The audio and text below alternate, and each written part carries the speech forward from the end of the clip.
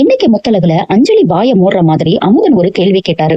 என்ன நடந்ததுன்னு பாக்கலாம் வாங்க. வீட்டை விட்டு வெளியே போக இருந்த முத்தழக நிறுத்தி பூமி என்னென்னவோ பேசி பாக்குறாரு அவங்கள வீட்லயே இருக்க வைக்கிறதுக்கு.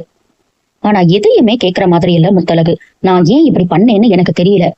உங்களுக்கு மனைவி இருக்காங்க, குழந்தை இருக்காங்க, நான் எப்படி வர முடியும், என்னால வரவே முடியாதுன்னு சொல்லிடுறாங்க. இந்த வீட்டுல நீங்க இருக்கணுங்கிறதுக்கு இன்னொரு காரணமும் இருக்குங்க, வாங்க என் கூடன்னு கூப்பிடுறாரு. நம்ம ரெண்டு பேத்துக்கும் ஒரு குழந்தை இருக்குன்னு சொல்றாரு. முத்தழகு பயங்கரமா ஷாக் ஆயிடுறாங்க. நான் யாருன்னு சொல்லல, நீங்களே போய் உங்க குழந்தைய தூக்குங்க, உங்களுக்கே கண்டிப்பா தெரியும் அப்படின்னு சொல்றாரு.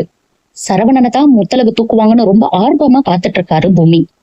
ஆனா மீனாட்சிய பார்த்து மீனாட்சிய தூக்கி கொஞ்சி, இவதான் என் குழந்தை, எனக்கு பார்த்தோன்னு நல்லா தெரியுது அப்படின்னு சொல்லிடுறாங்க. குழந்தையோட பேர் என்னன்னு கேட்டுட்டு, மீனாட்சியா, எனக்கு ரொம்ப பிடிக்கும் இந்த பேரு, இனிமேல் இந்த குழந்தைக்காகவே நான் வாழுவேன்னு சொல்லிட்டு அந்த ரூமை விட்டு போயிடுறாங்க. சரவணனை தூக்கி பூமி வச்சுக்கிட்டு, நீ ஒன்னும் கவலைப்படாதடா, சீக்கிரமாவே அம்மா உன்னையும் தூக்கி கொஞ்சுவாங்கன்னு சொல்றாரு. முத்தழகு எல்லார்கிட்டையும் போய், மீனாட்சி என் குழந்தைன்னு ஏன் யாருமே என்கிட்ட சொல்லல, இதை சொல்லி இருந்திருக்கலாம்ல, இனிமேல் இந்த குழந்தை எனக்கு போதும், நான் இவளுக்காகவே வாழ்வேன், எனக்கு இந்த குழந்தைய ரொம்ப பிடிச்சிருக்கு அப்படின்லாம் சொல்றாங்க. முத்தழகு உள்ள போனோன்னு பின்னாடியே போக பாக்குறாங்க அஞ்சலி. பிடிச்சு இழுத்து, பேச்சியம்மா எங்க போற, இந்த குடும்பத்துல நீ இருக்கணும் அப்படின்னா மீனாட்சி முத்தழகு கூட தான் இருக்கணும்.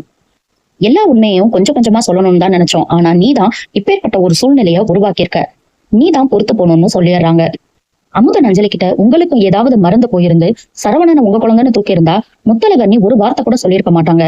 ஆனா மீனாட்சி விஷயத்துல நீங்க நடந்துக்கிறதெல்லாம் பார்த்தா எனக்கு ஏதோ சந்தேகமா இருக்கு அப்படின்னு சொல்றாரு. இதை கேட்டு ஷாக் ஆகுறாங்க அஞ்சலி. இனி என்னெல்லாம் நடக்க போகுது அப்படிங்கறத நம்ம பொறுத்திருந்து பார்க்கலாம்.